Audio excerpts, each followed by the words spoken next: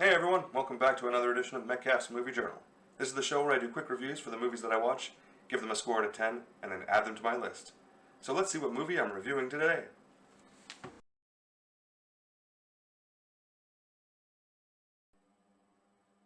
On May 10th I watched Replicas, which came out in 2018. And there was potential with this Keanu Reeves-led sci-fi flick about a scientist, Dr. William Foster, on the cutting edge of AI, who loses his family and thinks he can rebuild them better, faster, stronger, of course, as robots. I watched it on Netflix without checking it out online, so I was totally unprepared for how riddled with plot holes it would turn out to be. I've never been a big fan of Keanu, and a lot of people seem to be, but I can understand the appeal, as he fits that simple action formula pretty well, precisely because of how generic and plain he comes across. He doesn't have the range of similarly effective action stars like Ryan Reynolds or even Bruce Willis in my opinion, so he was badly miscast as this genius scientist. It doesn't help either that this apparent genius makes some insanely stupid decisions after he loses his family to that tragic accident. While the trauma was always going to lead to him uploading his family's minds into his fancy $1 million robot bodies, a foregone conclusion that can be seen coming right from the opening. It's everything that happens afterwards that quickly pulls this one apart.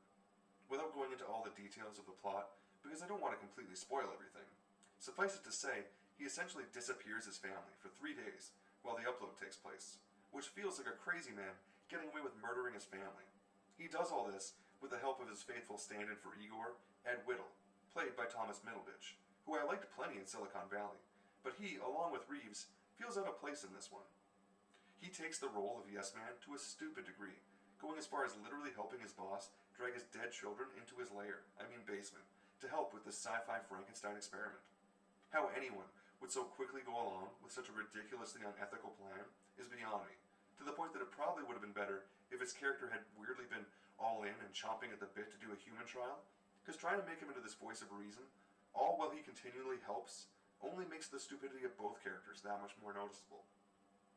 This is a far stretch from any of the kinds of high-level commentary on the requirements for consciousness or sentience that it begins to tease, and there was so much room in the story to try and actually clarify what constitutes a soul after it's so heavily set up in the beginning of this film. So it's all just super disappointing to see it all be so unexplored.